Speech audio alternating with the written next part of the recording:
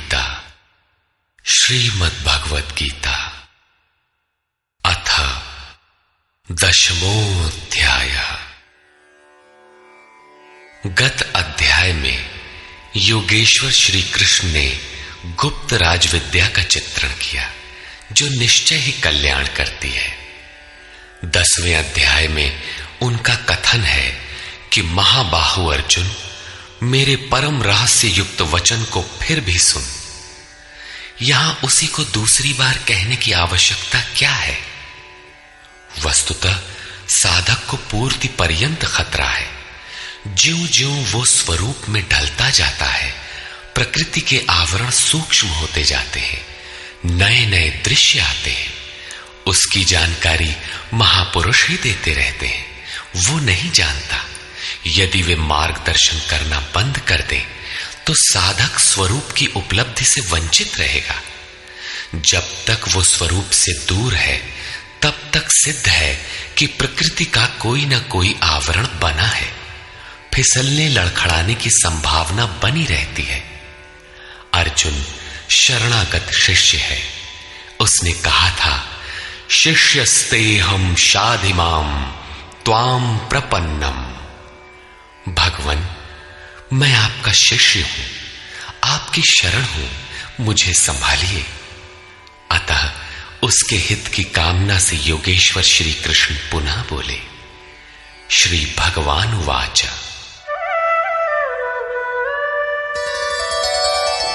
भूय एव महाबाहो शृणु मे परमं वचः यत्तेऽहं प्रीयमाणाय वक्ष्यामि हितकाम्यया। महाबाहु अर्जुन, मेरे परम प्रभाव युक्त वचन को पुनः सुन, जो मैं तुझ अतिशय प्रेम रखने वाले के हित की इच्छा से कहूंगा। न मे विदुः सुरगणाः प्रभवं न महर्षयः अहमादिर्हि देवानां महर्षीणां च सर्वशः। अर्जुन, मेरी उत्पत्ति को न देवता लोग जानते हैं और न महर्षिगण ही जानते हैं। श्री कृष्ण ने कहा था, जन्म कर्म च मे दिव्यम। मेरा वो जन्म और कर्म अलौकिक है, इन चर्म चक्षुओं से देखा नहीं जा सकता। इसलिए मेरे उस प्रकट होने को देव और महर्षि स्तर तक पहुंचे हुए लोग भी नहीं जानते। मैं सब प्रकार से देवताओं और महर्षियों का आदि कारण हूं।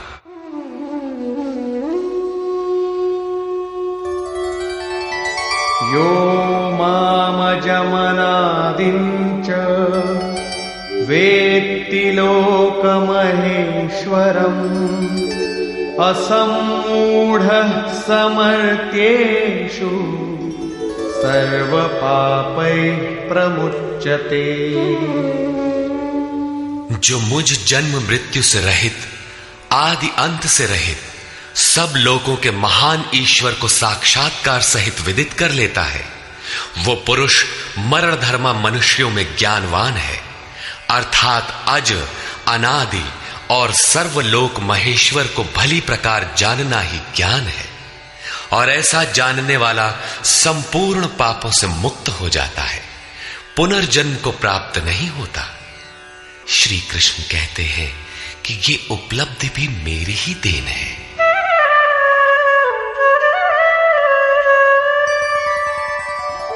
बुद्धिर्ज्ञानमसम्मोहः क्षमा सत्यं दमः शमः सुखं दुःखं भवो भावो भयं चाभयमेव च। अर्जुन, निश्चयात्मिका बुद्धि, साक्षात्कार सहित जानकारी, लक्ष्य में विवेक पूर्वक प्रवृत्ति, क्षमा, शाश्वत सत्य, इंद्रियों का दमन, मन का शमन, अंतःकरण की प्रसन्नता, चिंतन पथ के कष्ट, परमात्मा की जागृति, स्वरूप की प्राप्ति काल में सर्वस्व का विलय, इष्ट के प्रति अनुशासनात्मक भय और प्रकृति से निर्भयता तथा अहिंसा, समता, तुष्टिः, तपोदानं, यशो यशः भवन्ति भावा भूतानां मत्त एव पृथग्विधाः। अहिंसा अर्थात अपने आत्मा को अधोगति में न पहुंचाने का आचरण, समता जिसमें विषमता न हो, संतोष मन सहित इंद्रियों को लक्ष्य के अनुरूप तपाना, दान अर्थात सर्वस्व का समर्पण, भगवत पथ में मान अपमान का सहन। इस प्रकार प्राणियों के उपर्युक्त भाव मुझसे ही होते हैं। ये सभी भाव दैवी चिंतन पद्धति के लक्षण हैं। इनका अभाव ही आसुरी संपद है। महर्षयः सप्त पूर्वे चत्वारो मनवस्तथा मद्भावा मानसा जाता येषां लोक इमाः प्रजाः। सप्तर्षि अर्थात योग की 7 क्रमिक भूमिकाएं अर्थात शुभेच्छा, सुविचारणा, तनुमानसा, सत्वापत्ति, असंसक्ति, पदार्था भावना और तुर्यगा तथा इनके अनुरूप अंतःकरण चतुष्टय अर्थात मन, बुद्धि, चित्त और अहंकार, उसके अनुरूप मन जो मेरे में भाव वाला है, ये सब मेरे ही संकल्प से अर्थात मेरी प्राप्ति के संकल्प से तथा जो मेरी ही प्रेरणा से होते हैं, दोनों एक दूसरे के पूरक हैं, उत्पन्न होते हैं। इस संसार में ये अर्थात संपूर्ण दैवी संपद इन्हीं की प्रजा है, क्योंकि सप्त भूमिकाओं के संचार में दैवी संपद ही है, अन्य नहीं। एतां विभूतिं योगं च मम यो वेत्ति तत्वतः सोऽविकम्पेन योगेन युज्यते नात्र संशयः। जो पुरुष योग की और मेरी उपर्युक्त विभूतियों को साक्षात्कार के साथ जानता है, वो स्थिर ध्यान योग द्वारा मुझ में एक ही भाव से स्थित होता है। इसमें कुछ भी संशय नहीं है। जिस प्रकार वायु रहित स्थान में रखे दीपक की लौ सीधी जाती है, कंपन नहीं होता, योगी के जीते हुए चित्त की यही परिभाषा है। प्रस्तुत श्लोक में अविकंपेन शब्द इसी आशय की ओर संकेत करता है।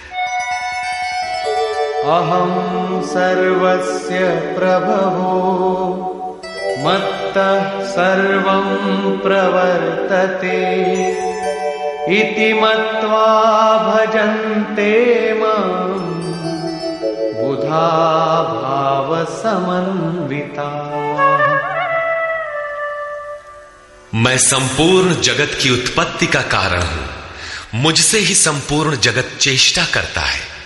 इस प्रकार मानकर श्रद्धा और भक्ति से युक्त विवेकी जन मेरा निरंतर भजन करते हैं। तात्पर्य यह है कि योगी द्वारा मेरे अनुरूप जो प्रवृत्ति होती है, उसे मैं ही किया करता हूं, वो मेरा ही प्रसाद है। कैसे है, इसे पीछे स्थान स्थान पर बताया जा चुका है। वे निरंतर भजन किस प्रकार करते हैं, इस पर कहते हैं,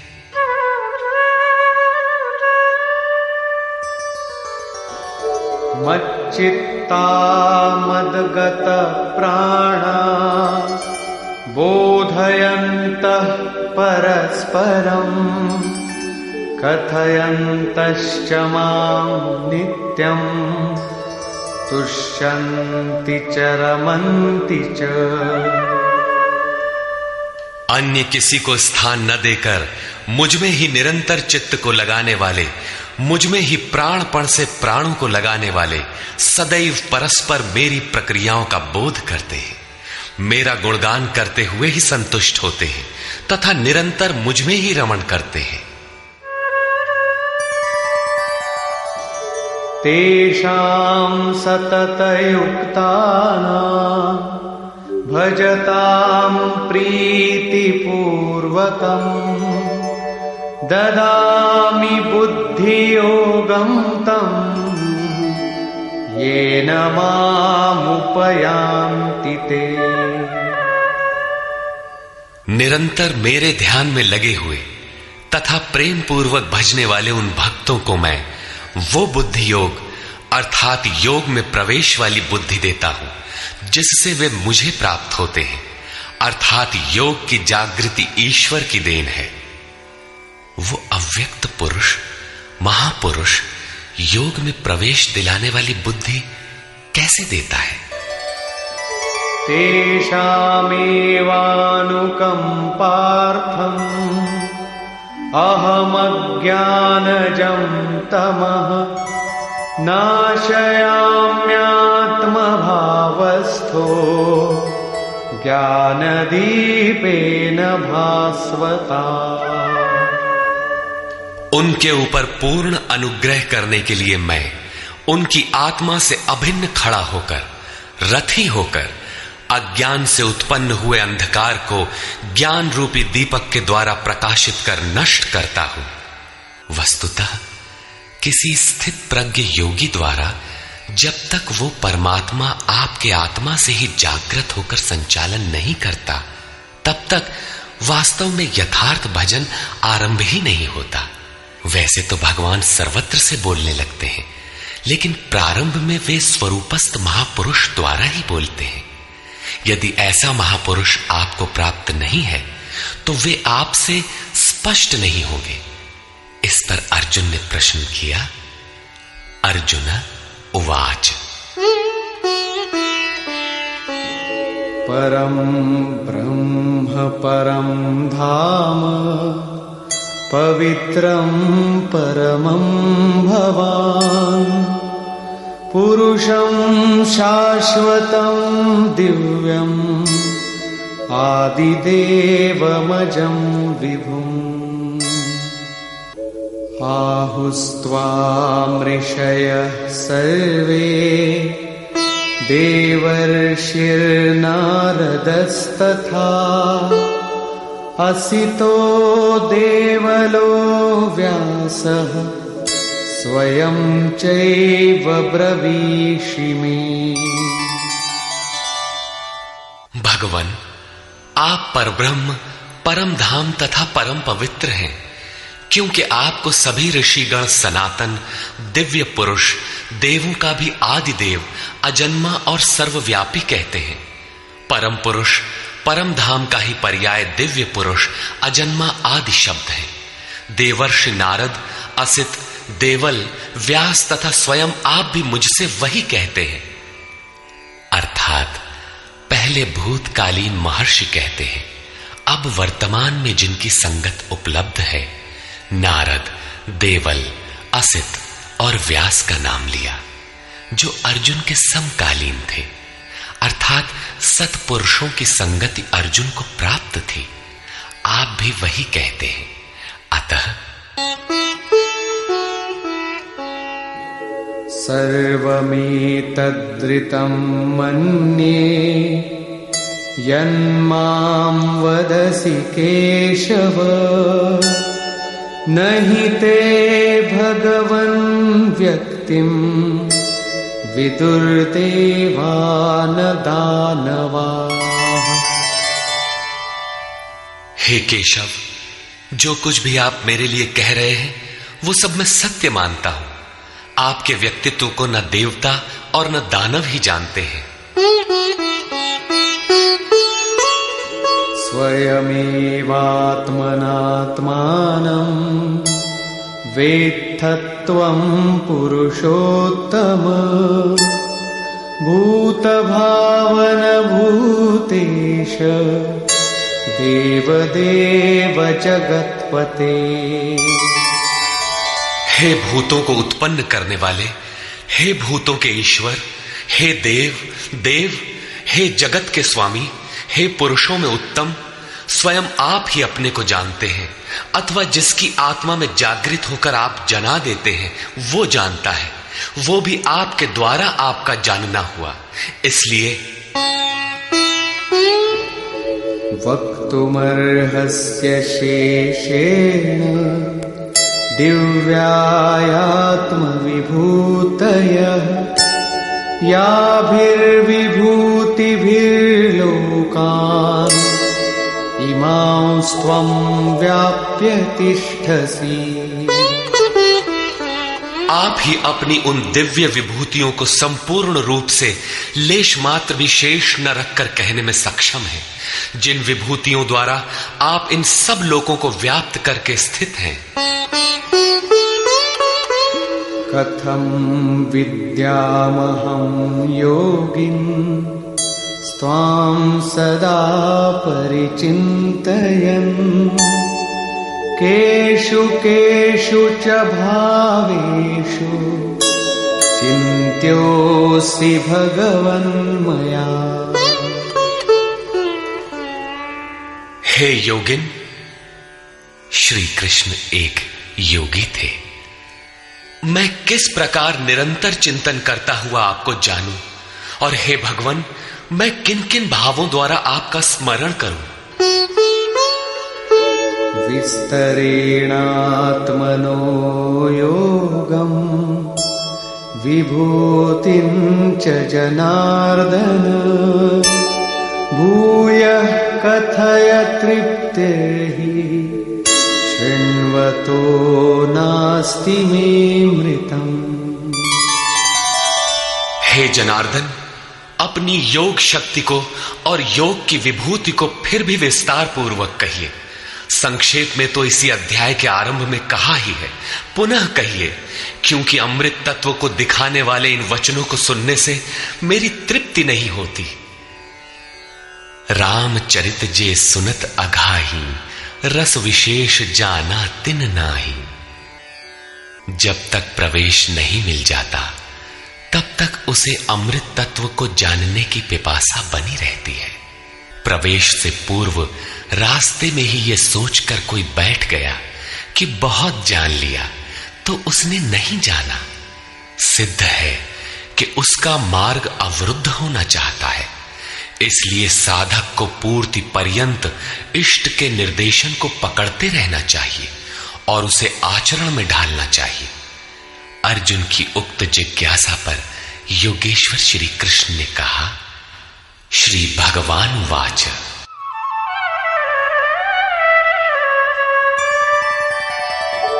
हन्त ते कथयिष्यामि दिव्याह्यात्मविभूतयः प्राधान्यतः कुरु श्रेष्ठ नास्त्यन्तो विस्तरस्य मे। कुरुश्रेष्ठ अर्जुन, अब मैं अपनी दिव्य विभूतियों को, उनमें से प्रमुख विभूतियों को तुझसे कहूंगा, क्योंकि मेरी विभूतियों के विस्तार का अंत नहीं है। अहमात्मा गुणाकेश सर्वभूताशय स्थितः अहमादिश्च मध्यञ्च भूतानामन्त एव च। अर्जुन, मैं सब भूतों के हृदय में स्थित सबका आत्मा हूं तथा संपूर्ण भूतों का आदि, मध्य और अंत भी मैं ही हूं, अर्थात जन्म, मृत्यु और जीवन भी मैं ही हूं। आदित्यानामहं विष्णुः ज्योतिषां रविरंशुमान् मरीचिर्मरुतामस्मि नक्षत्राणामहं शशि। मैं अदिति के 12 पुत्रों में विष्णु और ज्योतियों में प्रकाशमान सूर्य हूं। वायु के भेदों में मैं मरीचि नामक वायु और नक्षत्रों में चंद्रमा हूं। वेदानां सामवेदोऽस्मि देवानामस्मि वासवः इन्द्रियाणां मनश्चास्मि भूतानामस्मि चेतना। वेदों में मैं सामवेद अर्थात पूर्ण समत्व दिलाने वाला गायन हूं। देवों में मैं उनका अधिपति इंद्र हूं और इंद्रियों में मन हूं, क्योंकि मन के निग्रह से ही मैं जाना जाता हूं, तथा प्राणियों में मैं उनकी चेतना हूं। रुद्राणां शंकरश्चास्मि वित्तेशो यक्षरक्षसां वसूनां पावकश्चास्मि मेरुः शिखरिणामहम्। एकादश रुद्रों में मैं शंकर हूं। शंख धन अर सा शंकर अर्थात शंकाओं से उपराम अवस्था में हूं। यक्ष तथा राक्षसों में मैं धन का स्वामी कुबेर हूं। 8 वसुओं में मैं अग्नि और शिखर वालों में सुमेरु अर्थात शुभों का मेल मैं हूं। वही सर्वोपरि शिखर है, न कि कोई पहाड़ी। वस्तुतः ये सब योग साधना के प्रतीक है, यौगिक शब्द है।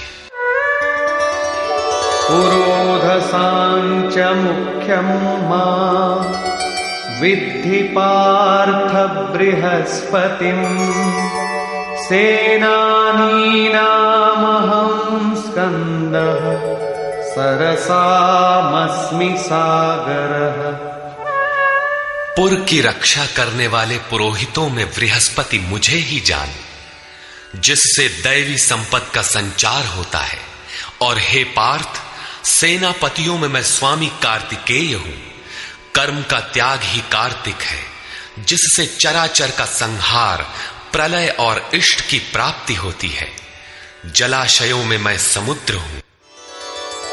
महर्षीणां भृगुरहं गिरामस्म्येकमक्षरम् यज्ञानां जपयज्ञोऽस्मि स्थावराणां हिमालयः। महर्षियों में मैं भृगु हूं और वाणी में एक अक्षर ओमकार हूं, जो उस ब्रह्म का परिचायक है। सब प्रकार के यज्ञों में मैं जप यज्ञ हूं। यज्ञ परम में प्रवेश दिला देने वाली आराधना की विधि विशेष का चित्रण है। उसका सारांश है स्वरूप का स्मरण और नाम का जप। 2 वाणियों से पार हो जाने पर नाम जब यज्ञ की श्रेणी में आता है तो वाणी से नहीं जपा जाता, न चिंतन से, न कंठ से, बल्कि वो श्वास में जागृत हो जाता है। केवल सुरत को श्वास के पास लगाकर मन से अविरल चलना भर पड़ता है। यज्ञ की श्रेणी वाले नाम का उतार चढ़ाव श्वास पर निर्भर है। ये क्रियात्मक है। स्थिर रहने वालों में हिमालय हूं। शीतल, सम और अचल एकमात्र परमात्मा है। जब प्रलय हुआ तब मन उसी शिखर में बंध गया। अचल, सम और शांत ब्रह्म का प्रलय नहीं होता। उस ब्रह्म की पकड़ मैं हूं। अश्वत्थः सर्ववृक्षाणां देवर्षीणां च नारदः गन्धर्वाणां चित्ररथः सिद्धानां कपिलो मुनिः। सब वृक्षों में मैं अश्वत्थ हूं। अश्व कल तक भी जिसके रहने की गारंटी नहीं दी जा सकती, ऐसा ऊर्ध्व मूलधः शाखम अश्वत्थ, ऊपर परमात्मा जिसका मूल है, नीचे प्रकृति जिसकी शाखाएं हैं, ऐसा संसार ही एक वृक्ष है जिसे पीपल की संज्ञा दी गई है। सामान्य पीपल का वृक्ष नहीं कि पूजा करने लगे। इसी पर कहते हैं कि वो मैं हूं और देवर्षियों में मैं नारद हूं। नाद रंध्रः स नारद। दैवी संपद इतनी सूक्ष्म हो गई कि स्वर में उठने वाली ध्वनि अर्थात नाद पकड़ में आ जाए, ऐसी जागृति मैं हूं।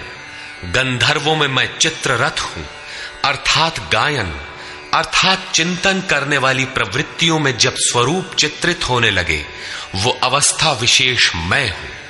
सिद्धों में मैं कपिल मुनि हूं, काया ही कपिल है। इसमें जब लव लग जाए, उस ईश्वरीय संचार की अवस्था मैं हूं।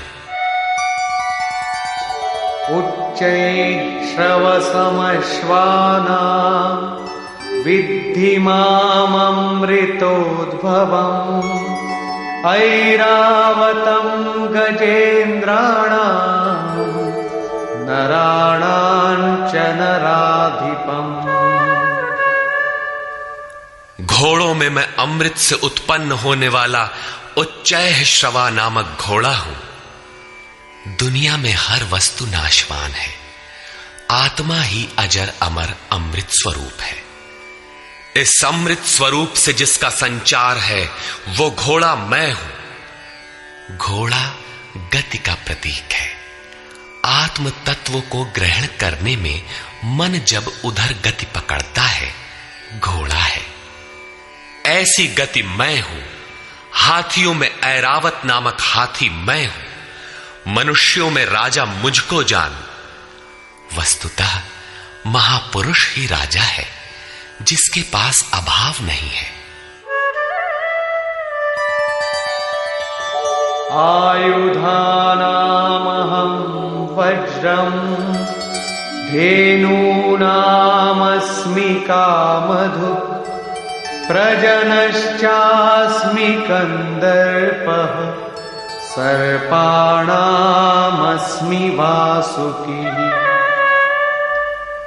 शस्त्रों में मैं वज्र हूं, गायों में कामधेनु हूं। कामधेनु कोई ऐसी गाय नहीं है जो दूध के स्थान पर मनचाहा व्यंजन परसती हो। ऋषियों में वशिष्ठ के पास कामधेनु थी। वस्तुतः गो इंद्रियों को कहते हैं। इंद्रियों का संयत होना इष्ट को वश में रखने वाले में पाया जाता है।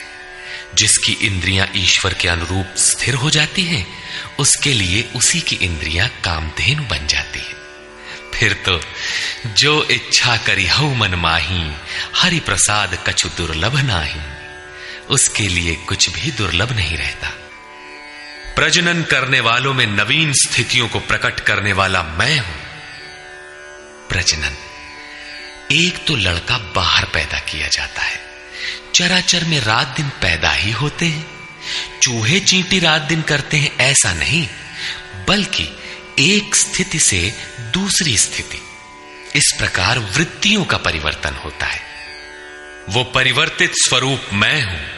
सर्पों में मैं वासुकी हूं। अनन्तश्चास्मि नागानां वरुणो यादसामहम् पितॄणामर्यमा चास्मि यमः संयमतामहम्। नागों में मैं अनंत अर्थात शेष नाग हूं। वैसे तो ये कोई सर्प नहीं है। गीता की समकालीन पुस्तक श्रीमद् भागवत में इसके रूप की चर्चा है कि इस पृथ्वी से 30,000 योजन की दूरी पर उस परमात्मा की वैष्णवी शक्ति है, जिसके सिर पर यह पृथ्वी सरसों के दाने की तरह भार रहित टिकी है। उस युग में योजन का पैमाना चाहे जो रहा हो, फिर भी यह पर्याप्त दूर है। वस्तुतः ये आकर्षण शक्ति का चित्रण है। वैज्ञानिकों ने जिसे ईथर माना है। ग्रह उपग्रह सभी उसी शक्ति के आधार पर टिके हैं। उस शून्य में ग्रहों का कोई भार भी नहीं है। वो शक्ति सर्प की कुंडली की तरह सभी ग्रहों को लपेटे है। यही है वो अनंत, जिससे पृथ्वी धारण की जाती है। श्री कृष्ण कहते हैं, ऐसी ईश्वरीय शक्ति मैं हूं। जलचरों में उनका अधिपति वरुण हूं तथा पितरों में अर्यमा हूं। अहिंसा, सत्य, अस्तेय, ब्रह्मचर्य और अपरिग्रह 5 यम हैं। इनके पालन में आने वाले विकारों को काटना अरह है। विकारों के शमन से पितृ अर्थात भूत संस्कार तृप्त होते हैं, निवृत्ति प्रदान कर देते हैं। शासन करने वालों में मैं यमराज हूं अर्थात उपर्युक्त यमों का नियामक हूं।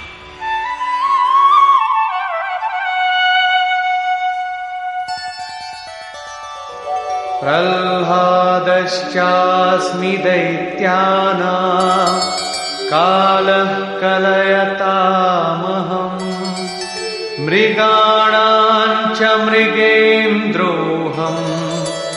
वैनतेयश्च पक्षिणाम्। मैं दैत्यों में प्रहलाद हूं, पर आह्लाद, पर के लिए आह्लाद। प्रेम ही प्रहलाद है। आसुरी संपद में रहते हुए ईश्वर के लिए आकर्षण विकलता आरंभ होती है, जिससे परम प्रभु का दिग्दर्शन होता है। ऐसा प्रेमोल्लास मैं हूं। गिनती करने वालों में मैं समय हूं। 1, 2, 3, 4 ऐसी गिनती या क्षण, घड़ी, दिन, पक्ष, मास इत्यादि नहीं, बल्कि ईश्वर के चिंतन में लगा हुआ समय मैं हूं। यहां तक कि जागत में सुमिरन करे, सोवत में लव लाए। अनवरत चिंतन में समय मैं हूं। पशुओं में मृगराज, योगी भी मृधन ग अर्थात योग रूपी जंगल में गमन करने वाला है। तथा पक्षियों में गरुड़ मैं हूं। ज्ञान ही गरुड़ है। जब ईश्वरीय अनुभूति आने लगती है, तब यही मन अपने आराध्य भगवान की सवारी बन जाता है। और जब यही मन संशय से युक्त है, तब सर्प होता है, डसता रहता है, योनियों में फेंकता है। गरुड़ विष्णु की सवारी है। जो सत्ता विश्व में अणु रूप से संचारित है, ज्ञान संयुक्त मन उसे अपने में धारण करता है, उसका वाहक बनता है। श्री कृष्ण कहते हैं, इष्ट को धारण करने वाला मन मैं हूं। पवन पवतामस्मि रामः शस्त्रभृतामहम् झषाणां मकरश्चास्मि स्रोतसामस्मि जाह्नवी। पवित्र करने वालों में मैं वायु हूं, शस्त्रधारियों में राम हूं।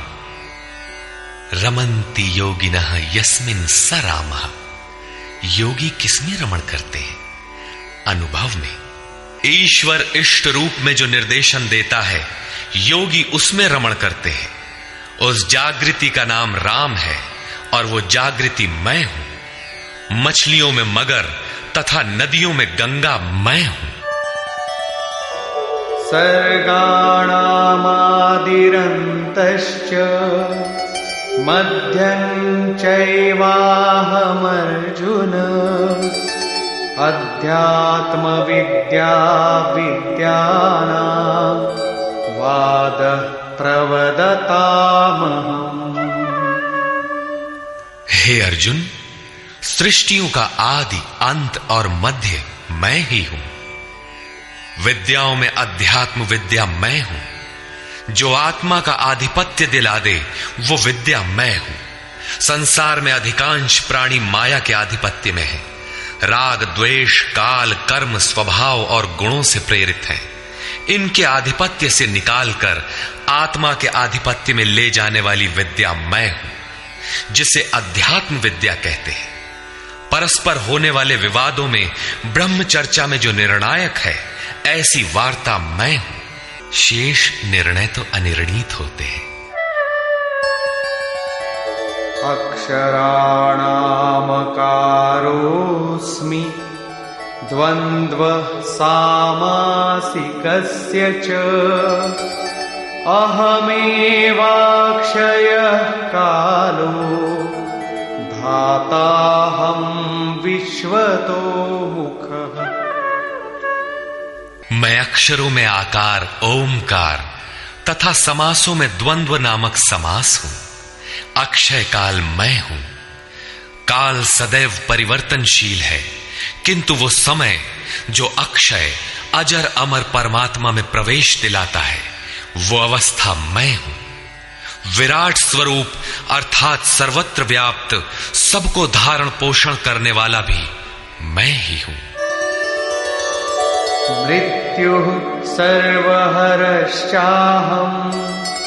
उद्भवश्च भविष्यताम् कीर्तिः श्रीर्वाक्च नारीणाम् स्मृतिर्मेधा धृतिः क्षमा। मैं सबका नाश करने वाला मृत्यु और आगे होने वालों की उत्पत्ति का कारण हूं। स्त्रियों में मैं यश, शक्ति, वाक्पटुता, स्मृति, मेधा अर्थात बुद्धि, धैर्य और क्षमा मैं हूं। अध्याय 15 में श्लोक 16 के अनुसार पुरुष दो ही प्रकार के होते हैं, क्षर और अक्षर। संपूर्ण भूतादिकों की उत्पत्ति और विनाश वाले ये शरीर क्षर पुरुष हैं। वे नर, मादा, पुरुष अथवा स्त्री कुछ भी कहलाएं, श्री कृष्ण के शब्दों में पुरुष ही है। दूसरा है अक्षर पुरुष, जो कूटस्थ चित्त के स्थिर काल में देखने में आता है। यहां भी बुद्धि इत्यादि स्त्रियों के ही गुण बताए गए। क्या इन सद्गुणों की आवश्यकता पुरुषों के लिए नहीं है? कौन ऐसा पुरुष है जो श्रीमान, कीर्तिवान, वक्ता, स्मरण शक्ति संपन्न, मेधावी, धैर्यवान और क्षमावान नहीं बनना चाहता? बौद्धिक स्तर पर कमजोर लड़कों में इन्हीं गुणों का विकास करने के लिए माता पिता पढ़ाई की अतिरिक्त व्यवस्था करते हैं।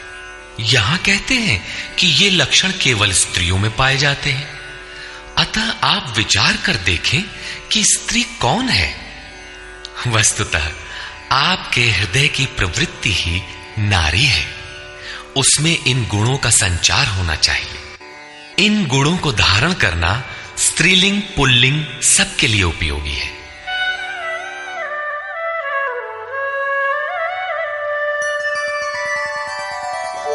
बृहत्साम तथा साम्ना गायत्री छन्दसामहम् मासानां मार्गशीर्षोऽहम् ऋतूनां कुसुमाकरः। गायन करने योग्य श्रुतियों में मैं बृहत साम अर्थात वृहत से संयुक्त समत्व दिलाने वाला गायन हूं, अर्थात ऐसी जागृति मैं हूं। छंदों में गायत्री छंद मैं हूं। गायत्री कोई मंत्र नहीं है जिसे पढ़ने से मुक्ति मिलती हो, वरन एक समर्पणात्मक छंद है। 3 बार विचलित होने के पश्चात ऋषि विश्वामित्र ने अपने को इष्ट के प्रति समर्पित करते हुए कहा, ओम भूर्भुवः स्वः तत्सवितुर्वरेण्यं भर्गो देवस्य धीमहि धियो यो नः प्रचोदयात्। अर्थात भूः, भुवः और स्वः तीनों लोकों में तत्व रूप से व्याप्त देव आप ही वरेण्य हैं। हमें ऐसी बुद्धि दें, ऐसी प्रेरणा करें कि हम लक्ष्य को प्राप्त कर लें। ये मात्र एक प्रार्थना है। साधक अपनी बुद्धि से यथार्थ निर्णय नहीं ले पाता कि मैं कब सही हूं और कब गलत। उसकी ये समर्पित प्रार्थना मैं हूं जिसमें निश्चित कल्याण है, क्योंकि वो मेरे आश्रित हुआ है। मासों में शीर्षस्थ मार्ग मैं हूं और जिसमें सदैव बहार हो, ऐसा ऋतु, हृदय की ऐसी अवस्था भी मैं ही हूं। द्यूतं छलयतामस्मि तेजस्तेजस्विनामहम् जयोऽस्मि व्यवसायोऽस्मि सत्वं सत्त्ववतामहम्। तेजस्वी पुरुषों का तेज मैं हूं, जुए में छल करने वालों का छल मैं हूं। तब तो अच्छा है जुआ खेलें, उसमें कल बल छल करें, वही भगवान है। नहीं, ऐसा कुछ नहीं है। ये प्रकृति ही एक जुआ है, यही ठगनी है। इस प्रकृति के द्वंद्व से निकलने के लिए दिखावा छोड़कर छिपाव के साथ गुप्त रूप से भजन करना ही छल है। छल है तो नहीं, किंतु बचाव के लिए आवश्यक है।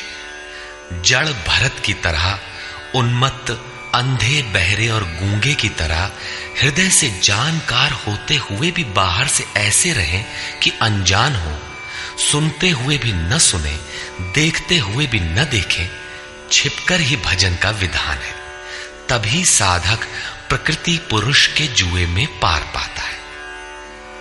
जीतने वालों की विजय मैं हूं और व्यवसायियों का निश्चय, जिसे अध्याय 2 श्लोक 41 में कह आए हैं। इस योग में निश्चयात्मक क्रिया एक है, बुद्धि एक ही है, दिशा एक ही है। ऐसी क्रियात्मक बुद्धि मैं हूं, सात्विक पुरुषों का तेज और ओज मैं हूं। वृष्णीनां वासुदेवोऽस्मि, पाण्डवानां धनञ्जयः, मुनीनामप्यहं व्यासः, कवीनामुशना कविः। वृष्णि वंश में मैं वासुदेव अर्थात सर्वत्र वास करने वाला देव हूं। पांडवों में मैं धनंजय हूं। पुण्य ही पांडु है और आत्मिक संपत्ति ही स्थिर संपत्ति है। पुण्य से प्रेरित होकर आत्मिक संपत्ति को अर्जित करने वाला धनंजय मैं हूं। मुनियों में मैं व्यास हूं। परम तत्व को व्यक्त करने की जिसमें क्षमता है वो मुनि मैं हूं। कवियों में उष्णा अर्थात उसमें प्रवेश दिलाने वाला काव्यकार मैं हूं।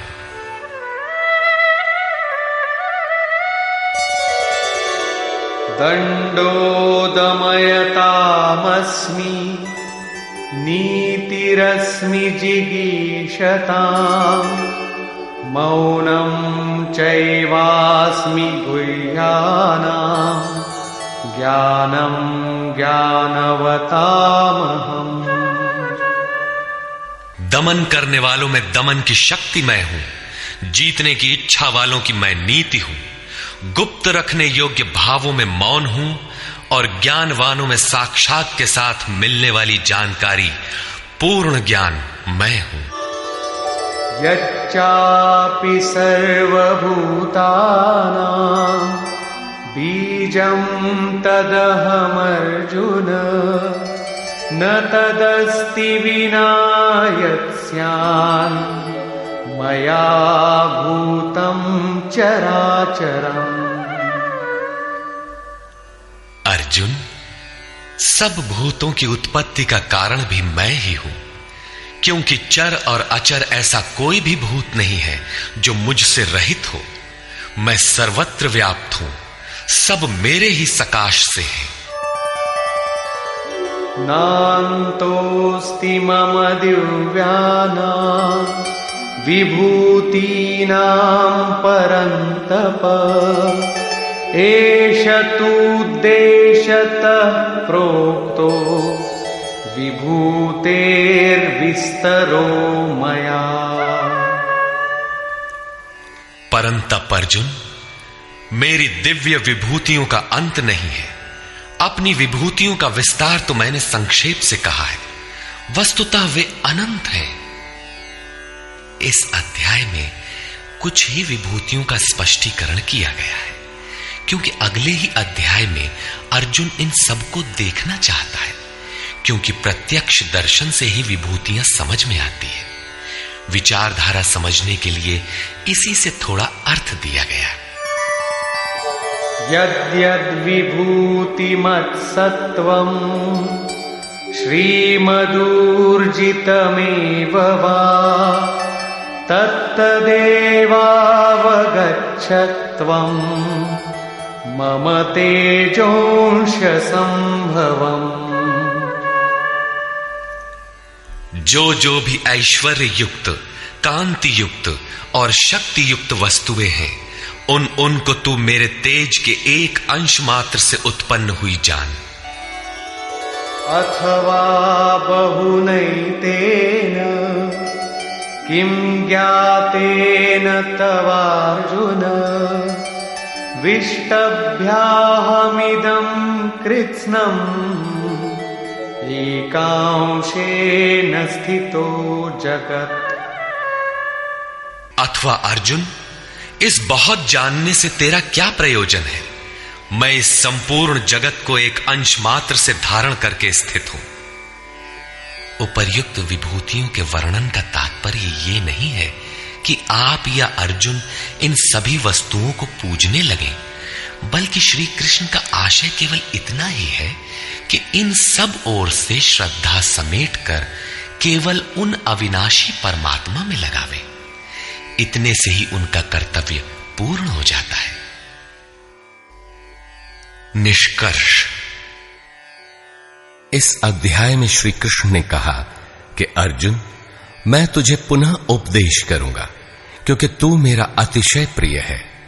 पहले कह चुके हैं, फिर भी कहने जा रहे हैं, क्योंकि पूर्ति पर्यंत सद्गुरु से सुनने की आवश्यकता रहती है। मेरी उत्पत्ति को न देवता और न महर्षि गण ही जानते हैं, क्योंकि मैं उनका भी आदि कारण हूं। अव्यक्त स्थिति के पश्चात की सार्वभौम अवस्था को वही जानता है जो हो चुका है। जो मुझ अजन्मा, अनादि और संपूर्ण लोकों के महान ईश्वर को साक्षात्कार सहित जानता है, वही ज्ञानी है। बुद्धि, ज्ञान, असम्मूढ़ता, इंद्रियों का दमन, मन का शमन, संतोष, तप, दान और कीर्ति के भाव अर्थात दैवी संपत्ति के उक्त लक्षण मेरी देन है। 7 महर्षिजन अर्थात योग की 7 भूमिकाएं, उससे भी पहले होने वाले तदनुरूप अंतःकरण, चतुष्टय और इनके अनुकूल मन जो स्वयंभू है, स्वयं रचयिता है, ये सब मुझ में भाव वाले, लगाव और श्रद्धा वाले हैं, जिनकी संसार में संपूर्ण प्रजा है। ये सब मुझसे ही उत्पन्न है, अर्थात साधनामयी प्रवृत्तियां मेरी ही प्रजा हैं। इनकी उत्पत्ति अपने से नहीं, गुरु से होती है। जो उपर्युक्त मेरी विभूतियों को साक्षात जान लेता है, वह निस्संदेह मुझ में एक ही भाव से प्रवेश करने योग्य है। अर्जुन, मैं ही सबकी उत्पत्ति का कारण हूं, ऐसा जो श्रद्धा से जान लेते हैं, वे अनन्य भाव से मेरा चिंतन करते हैं, निरंतर मुझ में मन, बुद्धि और प्राणों से लगने वाले होते हैं, आपस में मेरा गुण चिंतन और मुझ में रमण करते हैं। उन निरंतर मुझसे संयुक्त हुए पुरुषों को मैं योग में प्रवेश करने वाली बुद्धि प्रदान करता हूं। यह भी मेरी ही देन है। किस प्रकार बुद्धि योग देते हैं? तो अर्जुन, आत्मभावस्थ उनकी आत्मा में जागृत होकर खड़ा हो जाता हूं और उनके हृदय में अज्ञान से उत्पन्न अंधकार को ज्ञान रूपी दीपक से नष्ट करता हूं। अर्जुन ने प्रश्न किया कि भगवान, आप परम पवित्र, सनातन, दिव्य, अनादि और सर्वत्र व्याप्त हैं, ऐसा महर्षिगण कहते हैं, तथा वर्तमान में देवर्षि नारद, देवल, व्यास और आप भी वही कहते हैं। यह सत्य भी है कि आपको न देवता जानते हैं और न दानव, स्वयं आप जिसे जना दें वही जान पाता है। आप ही अपनी विभूतियों को कहने में समर्थ हैं। अतः जनार्दन, आप अपनी विभूतियों को विस्तार से कहिए। पूर्ति पर्यंत इष्ट से सुनते रहने की उत्कंठा बनी रहनी चाहिए। आगे इष्ट के अंतराल में क्या है, उसे साधक क्या जाने। इस पर योगेश्वर श्री कृष्ण ने एक एक करके अपनी प्रमुख विभूतियों का लक्षण संक्षेप में बताया, जिनमें से कुछ तो योग साधन में प्रवेश करने के साथ मिलने वाली अंतरंग विभूतियों का चित्रण है, और शेष कुछ समाज में रिद्धियों सिद्धियों के साथ पाई जाने वाली विभूतियों पर प्रकाश डाला। और अंत में उन्होंने बल देकर कहा अर्जुन, बहुत कुछ जानने से तेरा क्या प्रयोजन है? इस संसार में जो कुछ भी तेज और ऐश्वर्य युक्त वस्तुएं हैं, वह सब मेरे तेज के अंश मात्र में स्थित हैं। वस्तुतः मेरी विभूतियां अपार हैं। ऐसा कहते हुए योगेश्वर ने इस अध्याय का पटाक्षेप किया। इस अध्याय में श्री कृष्ण ने अपनी विभूतियों की मात्र बौद्धिक जानकारी दी, जिससे अर्जुन की श्रद्धा सब ओर से सिमटकर एक इष्ट में लग जाए। किंतु बंधुओं, सब कुछ सुन लेने और बाल की खाल निकालकर समझ लेने के बाद भी चलकर उसे जानना शेष ही रहता है। यह क्रियात्मक पथ है। संपूर्ण अध्याय में योगेश्वर की विभूतियों का ही वर्णन है। अतः ओम तत्सदिति श्रीमद् भगवद गीता सूपनिषत्सु ब्रह्म विद्यायाम योग शास्त्रे श्री कृष्णार्जुन संवादे विभूति वर्णन योगो नाम 10वां। इस प्रकार स्वामी अड़गड़ानंद कृत श्रीमद् भगवद गीता के भाष्य यथार्थ गीता का 10वां अध्याय पूर्ण होता है। हरि ओम तत्सत।